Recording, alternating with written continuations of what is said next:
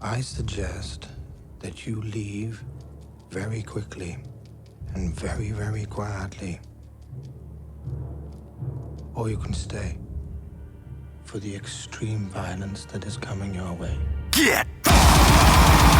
Yeah, this was the easiest one to write lyrics for. Like, I think I'd seen a venue where it was kind of like no stage diving, no moshing. And I was like, fuck that shit.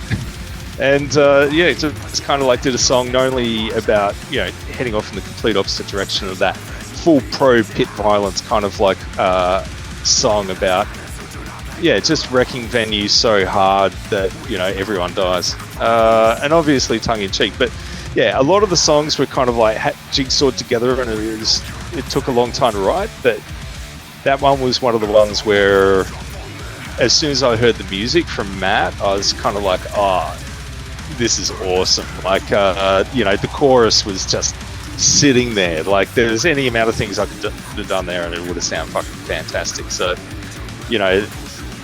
quite often they serve me up these, like, really merciless slabs of death metal that I have to, like, sort of try and chisel my bits out of. But this one was just, I couldn't wait to get stuck into it.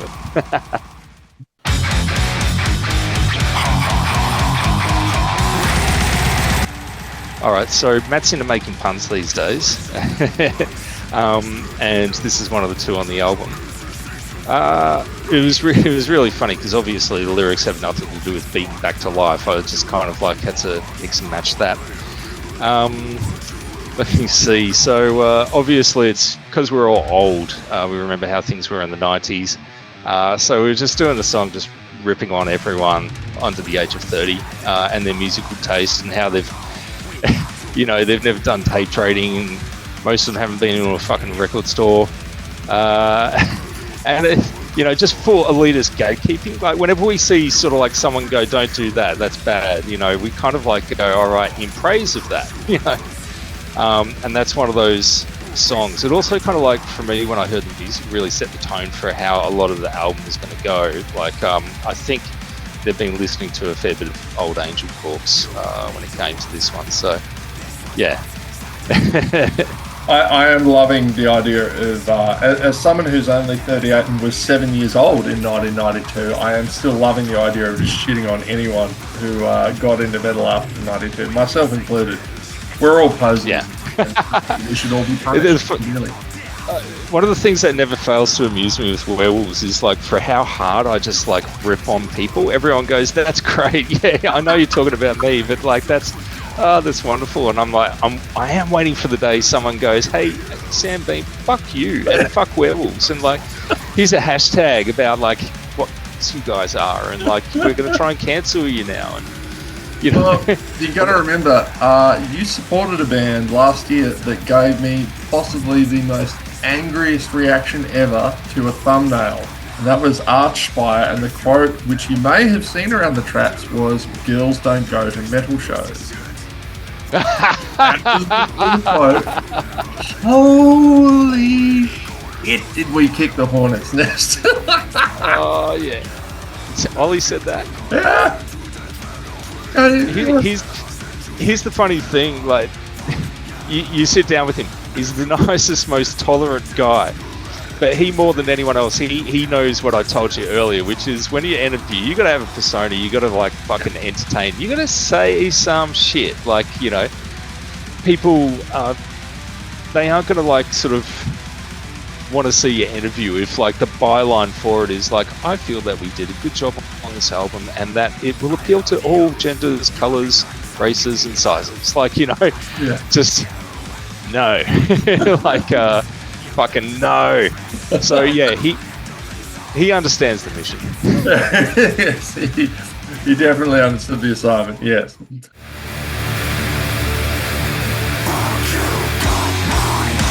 Okay, so obviously we're in a housing crisis right now, but so's half the world. And if I'm going to talk up a socio-political issue, I want to try and do it about something that other people can relate to as well, not just Australia and not just the East Coast. So, yeah, man, it's kind of blows me away a little bit here, just how outright fucking greedy a large percentage of the country is, and how, you know, we're getting to the point of like widespread homelessness and people camping out in parks. And, you know, I come from a pretty privileged background, so I've got, you know, friends and family who are sort of like, what problem? What problem? We don't understand the problem. What are you talking about? And you try and break it down to them and just sort of like go, hey man, like 1.2 mil for, you know, a 2-bedroom shithole in a capital city is not normal. It's a bubble. It's like, it's not good. Holding multiple Airbnbs, which you keep empty just for capital growth and maybe like a, you know, a little dollar stream every now and then in the year, that's not good for people here. Like running a business solely based on installing security cameras on Airbnb properties or like overseas foreign owned like properties, so that be sure that no one's squatting in there, God forbid someone lives in it. You know, that is fucking antisocial. And people look at me like I've got 3 heads when I point that shit out to them. They're just like, what are you talking about? What are you talking about? What's the problem? So, you know, I was like, yeah, fuck, you got mine. All right. So that's what that song's about. Like, a lot of the stuff on this album, like when I do grab hold of an issue, it's something I'm usually pretty passionate about. And it's a pretty angry album. Music-wise, I was really thrown by what the guys gave me because a lot of it is mid-pace. It's almost got that sort of deified sacrificial suicide like sort of fade-in thing, but the sort of halftime main riff and how untechy like a fair bit of it is, like it reminded me more of 6 Feet Under, who I fucking hate, especially Chris Barnes. So there we go. There's my controversial statement. Yeah, I was just like, you know, I didn't know what to do. I didn't know what to do on the song, and there was a whole bunch of experimenting before I found stuff that I was happy with. But eventually, I was, and now I kind of like it's a good song for us because we sand everyone's face off so much with everything else that we do. You know, anything that's different like seems to go down pretty well.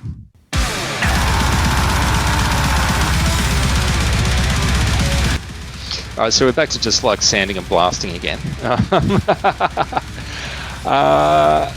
I heard that one. To me, it's the most Angel Corpsey out of all of them. Like, you know, from Dave's drumming on it, which it feels like old school Loreno, to the riff, like Matt, these tremolo picked like power chords moving around thing. That's very black, and there's a ton of that on this one. Lyrics were inspired by a few choice Mike Tyson quotes. I lost my sensitivity. You embarrass me when you cry. It's something he actually said in an interview. There's another guy who understands the mission. But yeah, the big 2 joys in the song. Like, first one was I've been listening to a bit of Nails, You'll Never Be One of Us, and I was like, fuck, it's finally time in our life to do a distorted vocal passage. But then all of the song was done, and Dave said to us one day, hey, shall I see if Rock wants to do vocals on this track? And I was like, oh, fuck yes. So he actually asked and Rock said yes, and Matt and I just like wet ourselves. And when we heard what he did, like as well, we thought it was so good we'll stick it in the song twice. But we also said to each other, this is the peak of our musical careers so far. Like, you know, this is as good as it gets. Do we, like, you know, do the mutual suicide pact now, or like, you know, wait until the album's released? So yeah, that we were very, very, very pleased with that one.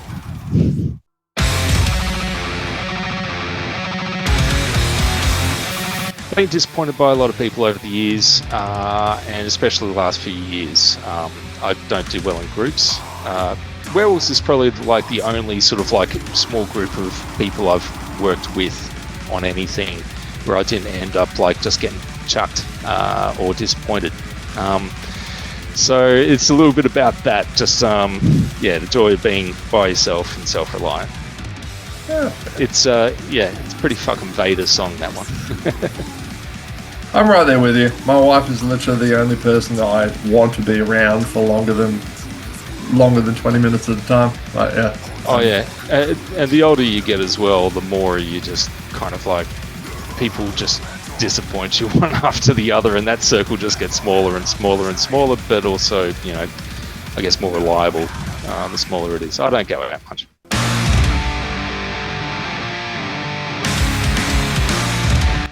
Spittle Flecked Rant. Gross music video, by the way. Fuck you, dude. You're all very welcome. I was surprised by how grossed out people were by it. I thought they'd find it childish and funny, but like I'm hearing a lot of friends going, "Oh, I couldn't make it to the end of that." Like all the spittle the draw. I'm like, fucking pussies. I've sort of given away in other interviews, but the chorus is written with crusty punks like drunken stones in Switzerland at a ski resort. Like they were tattooing each other's faces like during the trip.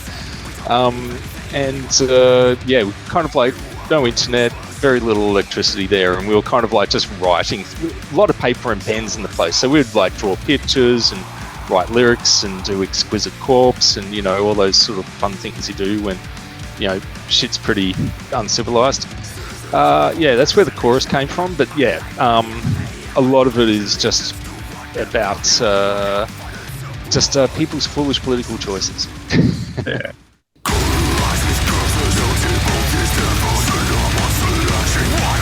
More lyrics about foolish political choices. Like, yeah, I'm amazed these days by how fucking thick people are that they'll flatly vote against their own interests. You know, it sends me nuts. You know, we could talk about America a fair bit, but also like in Australia at the moment, like, you know, I'll see people sort of who need a home to live in, and they'll be throwing their lot in with the party that is going to put it even further out of their reach. Or, you know, I'll see them getting fucked by an East Coast-based energy cartel that is jacking up the prices and selling Australia's coal and gas off to Japan and China, who are then on-selling it and making a proper profit out of it, which really, when you think about it, should be ours. We've priced manufacturing all business out of this country because it's like electricity is too expensive, but and people are suffering. Obviously, anyone who gets an electricity bill here knows what I'm talking about. But they will vote in the same parties that have maintained that energy cartel. They won't break it up. They won't bring in gas reservation. And, you know, if you look at what people will march for in this country, they'll march for, like, hair colour and, you know, pronouns, and maybe they'll, like, even march for climate change eventually. But if you suggest to them that maybe they might march for their own personal interests, you can't get them off the couch, man. It's fucked. So that's what that song's about. Well, I really went fucking for it that time. Yay. There's glass half full, there's glass half empty, and then there's you. This is piss, isn't it? Pretty much. Musically wise, like it's probably one of the more technical songs. I've noticed like Matt on this album has started writing stuff that's more intricate, and Dave's really letting fly. Like there's kind of like a pretty technical run near the end of the song, and Dave's doing these intricate flams on the kicks, like they're just out of this world. And that kind of, if anyone's wondering where the material goes from here on in, that seems to be like a bit more of what we're writing these days. Yeah. It's fucking hard for me keeping up with those guys, by the way.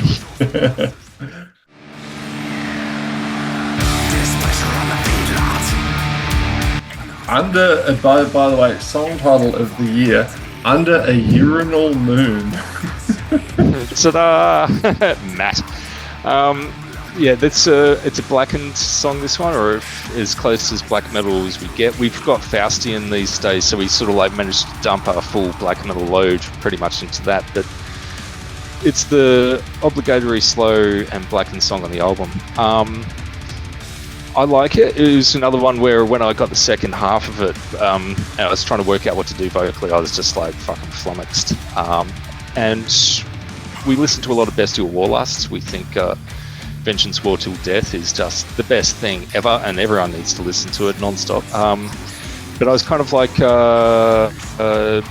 basing the vocal performance off a fair bit of that then, particularly the song In the Graveyard of God. where there's kind of like highs, but almost subliminal lows, sort of in the second half. So it sounds almost like chanting kind of thing. That's that one.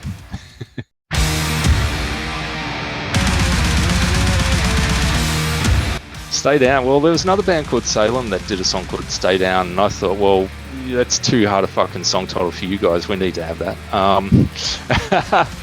But to me, that is kind of like the main riff, the one that starts with, is like, it's just so fucking heavy. As for a meaning for it, it's like, you often hear it outside the pub when the punching on's happening, like in the car parks and stuff, and someone just gets like fucking knocked to the ground.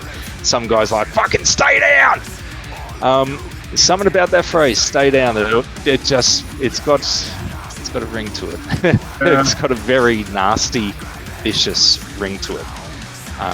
And it also felt like a good thing to say for the last song as well, like after we've just spent the last 35 minutes or so kicking your ass. Fucking stay down!